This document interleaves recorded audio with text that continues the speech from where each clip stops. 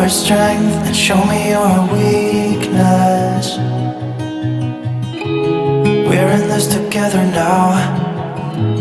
We're in this together now. What's up, guys? Come with me and let's go for a lunch date with my family. And I am with my in-law and my husband's brother, so let's go. And here we are. This is what we choose to eat. Favorite to ng parents ng husband ko kasi nga super masarap yung food dito, lalong-lalo na yung fish soup. Super favorite na lahat. Naging favorite ko na din, and all the food that is available here. And also, there's also one reason.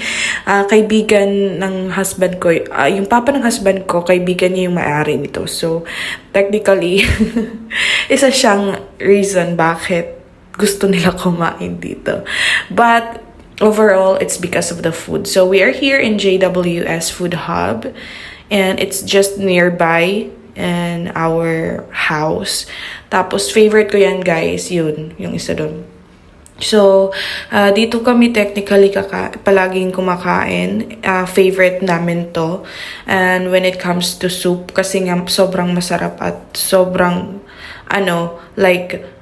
maraming soup na, guys. Mamaya makikita nyo. Hindi ko nadala dito yung parents ko kasi nga parang nakalimutan na at masyadong everyday kami gumagala, guys. Like, everyday kami umaalis para i-tour sila. Ipakita sa kanila yung beauty ng Singapore. So, hindi na naisipan. Siguro, pagbalik na lang ng parents ko, pupunta kami dito, ipapatry namin. Kasi nga, nagsuggest yung papa niya na ipatry pag bumalik dito yung parents ko. So, yes, here we are. Ito yung menu, guys. You can check naman all the food, all the menu na nandyan, yung mga food. Ayan, favorite namin yan. Yung spare ribs ba yun? Yeah, ribs. Super sarap, guys. Pati yung prawn, yung salted egg na prawn, super duper sarap. Iyan, guys, yung kakainin namin. Ito yung charcoal fish head. Ito, isang ganyan talaga, guys, dangkal. Tapos, siya, mainit.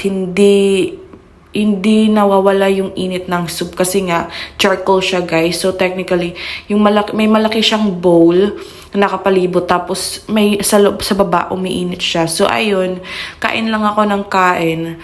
Tapos, wala lang. Mukbang lang, guys. Minsan, mukbang lang. So, super nabusog ako dyan pag kumakain kami talaga dito. Like, grabe, ewan ko. Busog na busog talaga, super. Kasi nga, ang daming pagkain na palaging ino-order. Kasi ewan ko, kakaiba yung nila, yung tiyan. Hindi agad napupuno, hindi agad nabubusog. Ikaw muna mabubusog talaga bago sila. Super laki ng space ng tiyan nila, guys. Ako busog na sila, hindi pa. Like, literal. Sabi ko, gusto pa nila kumain yan. After yan, gusto pa nila mag-snacks like dessert. Sabi ko, shit, ayoko na talaga. Busog na ako. Pag nabubusog ako, nasusuka ko talaga yung kinakain ko. Kasi nga, lalo na pag naghahalo-halo na yung pagkain ko, as in, useless. Kasi susuka ko yan lahat. Pero thankful, alam ko naman mag-control kahit papano sa food intake ko, guys. Pag alam ko na malapit na akong mabusog, give way na ako sa tiyan ko. Like, hindi na ako kakain. Super sarap talaga yung salted. Parang natatakam talaga. Nag-crave ako. Salted na nila, guys. Yung salted egg na prawn. Ang sarap. Super. Like, paano kaya? Like, gusto kong itry lutuin siya para if ever na like ganito nakikrave ako, maluluto ko siya. Yan, yung ribs, guys, super sarap din. Sweet talaga siya, guys. Yung mukha ko talaga circle na kakakain. Yes, guys, as in, busog na ako dyan. Ang daming kinakain, lalo na yung bowl ng ewan ko dun, basta ang sarap. Yung soup, pag masama yung pakaramdam ko, dito lang kami kumakain para may soup. Yes, guys. Kangkong yan, guys. First time. na makakain ako ng Filipino food. Filipino dish. Kangkong na may bagoong, guys, yung lasa niya. So, sabi ko, shit, parang Pilipinas to ah. So, yun, kain-kain lang. After nyan, andito lang sa labas. Papakita ko sa inyo yung itsura ng building, guys. Wala ka talagang makikita na illegal parking kahit saan. Yung mga sasakyan na they are really making sure na nakaayos siya sa pag-park at hindi makakaabala sa daanan. Yes, guys, ganun ka-organize. Super linis. Like, oh, yan yung building, guys. Ayan, wala kang makikitang mga nagpa-park na mga illegal dyan. They make sure that they give way.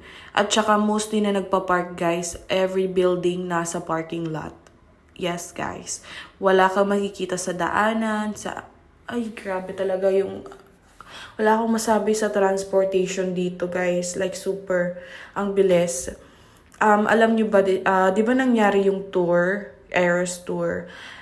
Every video na nakikita ko sa TikTok, guys, lahat puring-puri talaga sila sa paano mag-handle yung Singapore, especially the transportation and the crowd control or organize. Grabe, guys, wala, puro talaga compliments yung nakikita ko kasi ganun ka-effective and efficient yung way of everything here in Singapore. Very convenient.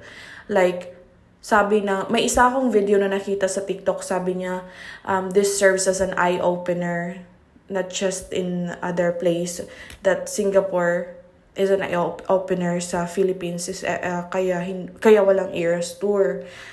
Kasi nga, ligwak tayo sa transportation pa lang, ma-accommodate ba lahat ng mga tao na dadagsa, lalong-lalo na yung turista.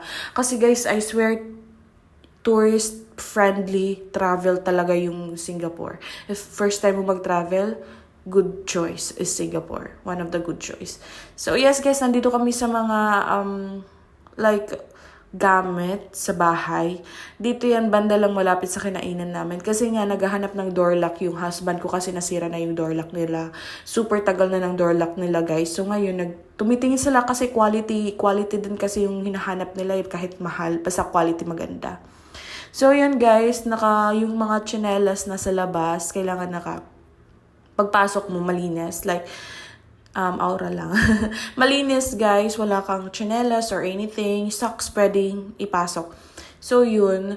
Malinis lang. Tapos, nagtingin-tingin na din kami kasi may plan kami ng husband ko to check na for houses. Kasi nga, of course, kailangan din bumukod at magkaroon ng sariling house. Kasi nga dito sa Singapore, you can only, makakapagbukod ka lang kapag first, sa 25 years old ka na. Second, may husband or wife ka na, or kasal ka na.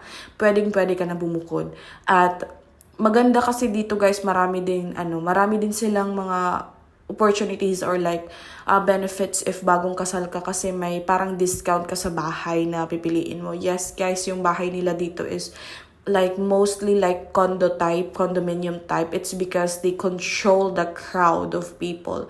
Kasi isipin mo, guys, if yung bawat tao dito may isa-isang bahay na may lote, guys, maliit lang yung Singapore. Mapupuno, guys. So, yung ginawa nilang condo type. So, yun lang, guys. And thank you so much for watching. And I hope you like my video. Don't forget to subscribe. And thank you so much, guys, for watching. And don't forget to subscribe and like my page.